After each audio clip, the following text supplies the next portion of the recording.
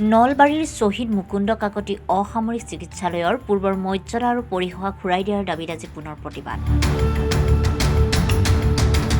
আজি গণ অৱস্থান কাৰ্যসূচীৰে প্ৰতিবাদ শ্বহীদ মুকুন্দ কাকতি অসামৰিক চিকিৎসালয় সুৰক্ষা সমিতিৰ।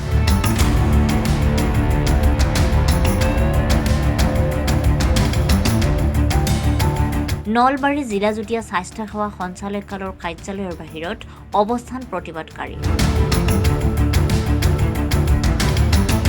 পূৰ্বৰ 235খন বিচনা পুনৰ ঘূৰাই দিয়াৰ দাবী প্ৰতিবাদকাৰী।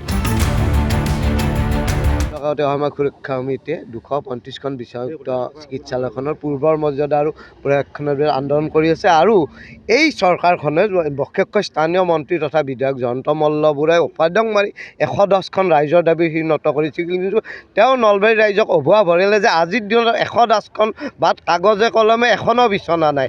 নলবাৰীৰ বৈদিক চহৰ, শিক্ষিত চহৰ নলবাৰীবাসীক তেওঁ যি অৱমাননা কৰে, ইয়াৰ উচিত প্ৰত্যুত্তৰ নলবাৰীবাসীয়ে অনাগত দিনত দিব। আৰু কিন্তু শ্বহীদ মুকুন্দ কাকতি অসামৰিক সুৰক্ষা সমিতিয়ে 235খনৰ দাবী পূৰণ নোহোৱা পৰ্যন্ত গণতান্ত্ৰিক আন্দোলন চলিব আৰু অনাগত দিনত আমি এই সমগ্ৰ বিষয়টো বিধানসভাৰ মৰ্যাদাত উত্থাপন কৰিবলৈ ইতিমধ্যে প্ৰস্তুতি চলাইছোঁ। গতিকে যিকোনো পৰিস্থিতি, যিকোনো পৰিৱেশত এই 235খন বিচনাযুক্ত চিকিৎসালয়খন শ্বহীদ মুকুন্দ কাকতি সুৰক্ষা সমিতি ঘূৰাই আনিবই। নিৰ্বাচনৰ লগত ইয়াৰ জড়িত সম্পৰ্ক হৈ আছে। কিন্তু মই এটা কথাই কৈছোঁ, প্ৰথমতে যে আমি আন্দোলনকাৰী মানুহ নহয়, গোটেইখিনি আমি নহয়।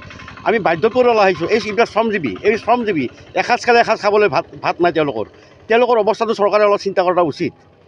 কাৰণ দক্ষিণ গাঁৱত সেইখন হৈছে আমাৰ ক'ব লগা একো নাই, কিন্তু সেইখনেই শ'লমাৰৰ সমস্যা সমাধান কৰিব নোৱাৰে, বেলখৰৰ সমস্যা, চামতাৰ সমস্যা, মুকালমাৰ সমস্যা, জাগিৰৰ সমস্যা সমাধান কৰিব নোৱাৰে। চৰকাৰে এইখিনি কথা চিন্তা কৰা উচিত আছিল। গোটেইখিনি ৰাজনৈতিকভাৱে চালে নহয়, ব্যক্তিগত স্বাৰ্থত চালে নহয়, অলপ ৰাজৰ কাৰণে অলপ চাব লাগে, মোৰ এইখিনি কথা। গতিকে আমাৰ আন্দোলন চলি থাকিব। আজি 11 মাহ হ'ল, 11 বছৰ চলি থাকিব। মই আজি মৃত্যু মুখৰ কালি আহিছোঁ, কিন্তু আজি মই আহিছোঁ, আহিব শক্তি মোৰ নাই, কিন্তু আহিছোঁ আৰু আহি থাকিম।